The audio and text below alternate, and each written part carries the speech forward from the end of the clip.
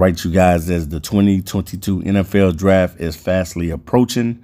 The Detroit Lions have big business to handle in this year's draft, whether they decide to stay at number 2 overall or they decide to trade down to get more capital. Definitely getting more capital for the Lions is always a thing that they should be interested in doing, because this team definitely needs some impact players and some talented guys on the roster.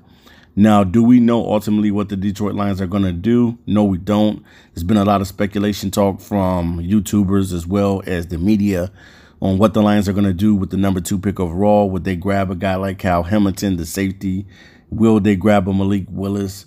Will they grab Kayvon Thibodeau, Aiden Hutchinson, Trayvon Walker, and many other guys? Who are the Lions interested in, and what's really going to happen? You know, when you get closer to the draft, there is a lot of smoke screens and mirages put up, and you really don't know what the team ultimately is going to do and what direction they're headed in. But what you do know is that this team is going to have to find 8 guys currently, unless they pick up more draft capital. They're going to have to find 8 impact players. Now, definitely you want to see these guys get on the field. You want to see, especially at the linebacker spot, I definitely want to see some new linebackers in there.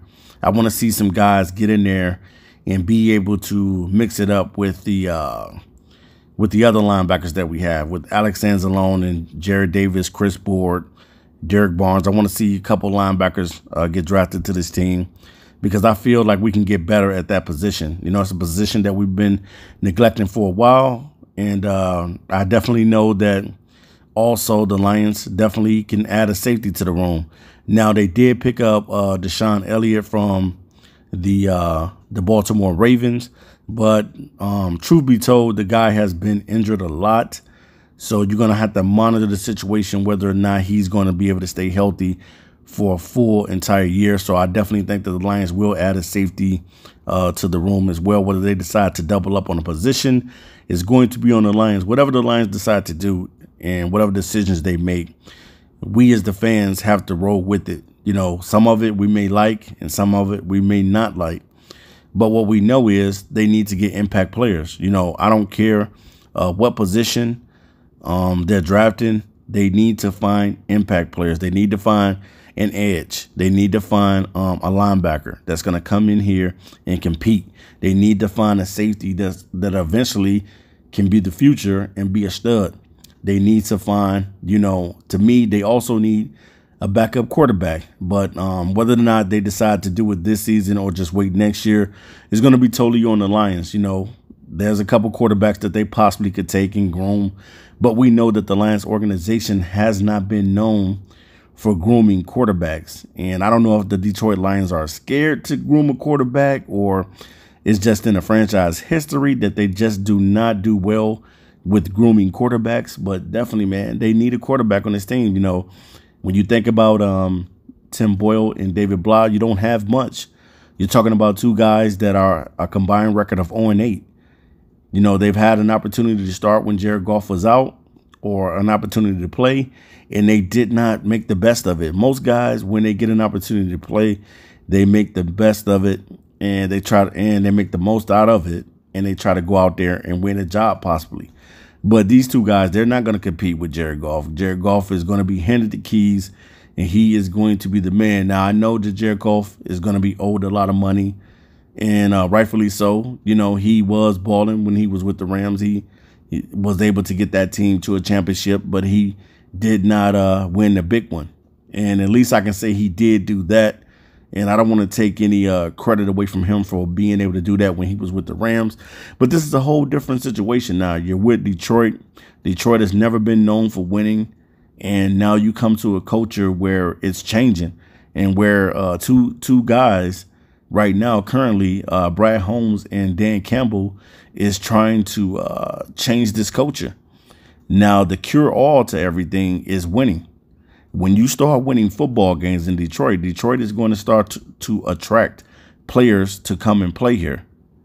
Detroit is a beautiful city. If you've never been to Detroit before, definitely take a visit to Detroit. It's not what the media says about it, or it's not, you know, all the bad stuff that people talk about Detroit. Detroit has some beautiful things as well, especially when it's beautiful and the weather is beautiful in Michigan.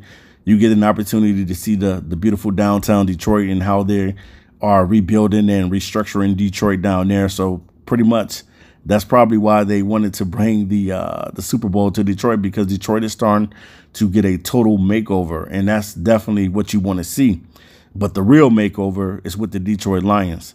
And the makeover is going to come from winning football games. You know, we can talk and talk and talk and talk, but at the end of the day, it's about winning football games on Sundays. I don't care if you are the GM and you're doing this thing step by step.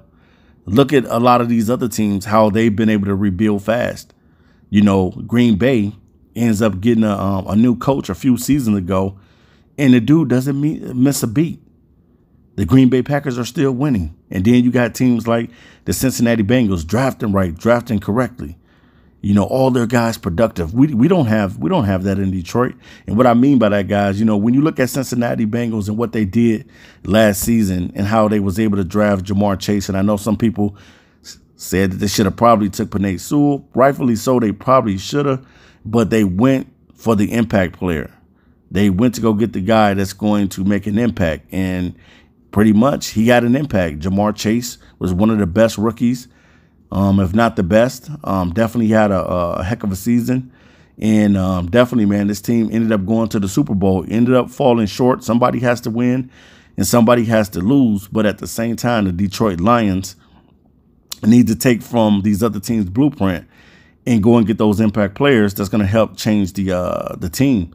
You know, when I think about the production that those guys put in, I would love to see that from the Lions, having a couple receivers over 1,000 yards and the third receiver almost over 1,000 yards. You know, that's what Cincinnati was able to do, and also had 1,200 yards on the ground with Joe Mixon. We don't have that yet. We still have the run by committee. We still haven't given the running back that should be getting the bulk of the carries, which probably should be Swift. Swift should be getting the bulk of the carries, and Jamal and Craig Reynolds should be complimenting him.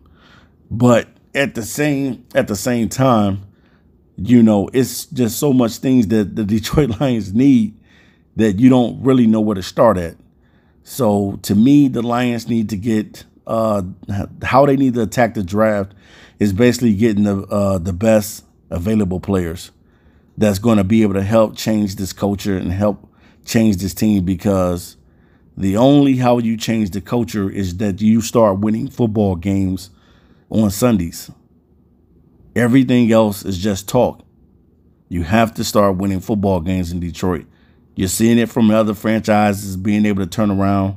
You see that, you know, the Cincinnati Bengals drafted a Joe Burrow, drafted a T. Higgins, had Tyler Boyd on the squad, and then, you know, also having a guy like Joe Mixon, and they drafted all these guys. So it is possible, man, that the Detroit Lions can do the same thing. Now, do they have to do it the Bengals way? No, you want to do it your way, but you want to be able to get some guys that's going to make an impact. And I would love to see the Lions have a guy that's in the backfield with 1,200 yards like a Joe Mixon. I would love to see one of our receivers like a Jamar Chase, a guy on our team like a Amon-Ra St. Brown with 1,400 yards, or a guy like DJ Chark having 1,400 yards or 1,000 yards receiving, and TJ Hawkinson over 800 yards receiving with 7 or 8 touchdowns on the season. I would love to see that, but they got to be able to put it all together. That's what it's all about, man. This draft is definitely going to be a draft that the Lions have to go out and get those impact players, because right now, currently, they hold 8 players that they can possibly draft this season. And you want to go out and do your best. You want to do your homework, because those 8 guys need to be able to help change this team. So when 2023 comes, it'll just be the icing on the cake. It'll be the icing on the cake, man, because you'll be able to go out into that draft and eventually probably contend to be in the playoffs in 2023. Now, I'm not going to say they're going to go to the playoffs in 2022, but hey, we'll see. We'll see what happens. All right, guys, make sure you subscribe to Raw Detroit. I'm out of here. To next.